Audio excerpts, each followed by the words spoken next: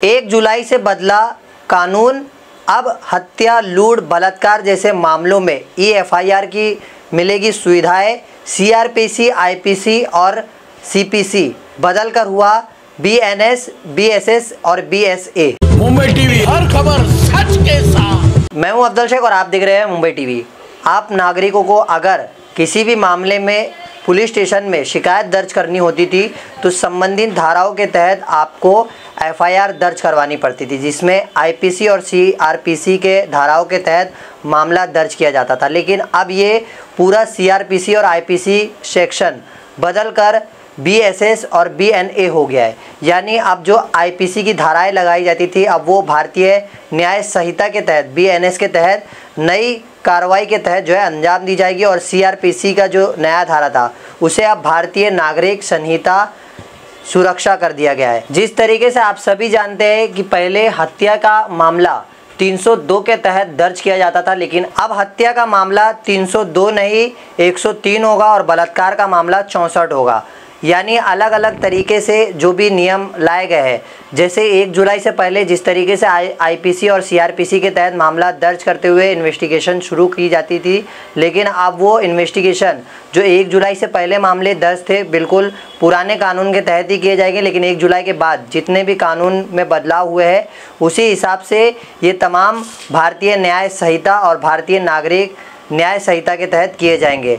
और ये तमाम मामलात में जिस तरीके से सबसे पहले जो आपको बता दें CRPC के 484 धाराएं थे, अब BNSS में कुल 531 धाराएं यानी 14 धाराएं को हटाया गया है, 9 धाराएं को इसमें ऐड किया गया है और 39 उप धाराओं को जोड़ी गई है। जिस तरीके से भारतीय न्याय संहिता है उसमें 327 धाराएँ यानी IPC की 111 धाराएँ थी, लेकिन जो भारतीय न्याय संहिता है उसमें 327 धाराएँ हैं। और लगभग इसमें अलग अलग तरीके से अपने जो नए नए कानून में प्रावधान दिए गए, यानी अगर जैसे कोई हिट एंड रन केस करता है तो इस केस में अगर जो पीड़ित है उसे जिसने गाड़ी से उड़ाया अगर वो लेके अस्पताल जाता है तो उसकी सज़ा भी कम कर दी जाएगी।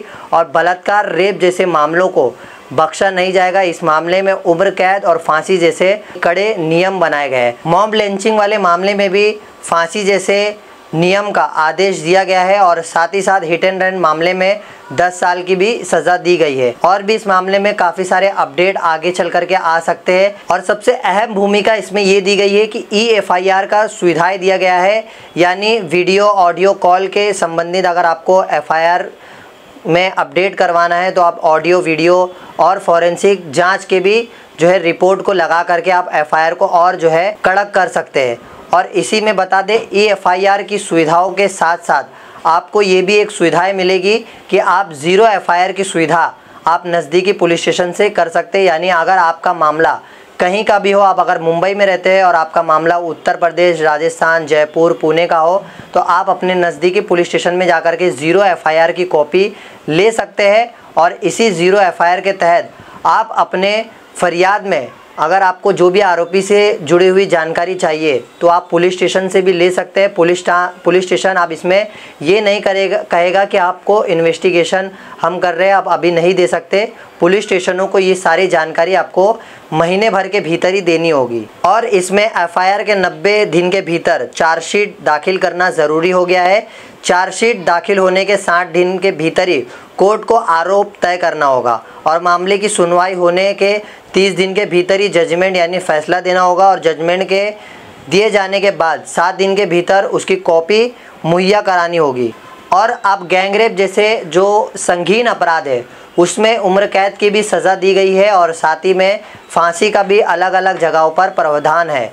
अब इस मामले में ये देखना है कि भारतीय न्याय संहिता इस संहिता के साथ क्या लोगों को इंसाफ मिलाने में बहुत बड़ा योगदान देता है। जिस तरीके से आपने ब्रिटिश काल के ज़रिए सुना होगा कि IPC, CRPC काफ़ी निचले और काफ़ी स्लो गति से लोगों को इंसाफ दिलाने के लिए जाना जाता था।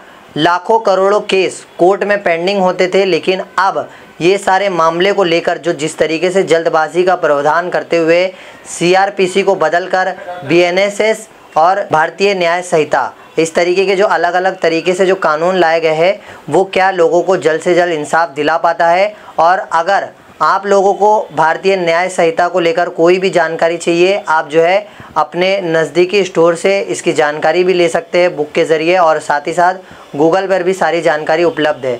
तो ऐसी तमाम अपडेट से जुड़े रहने के लिए सब्सक्राइब करें मुंबई टीवी। मैं अफजल शेख फिर हाजिर हूँ एक नई न्यूज़ के साथ।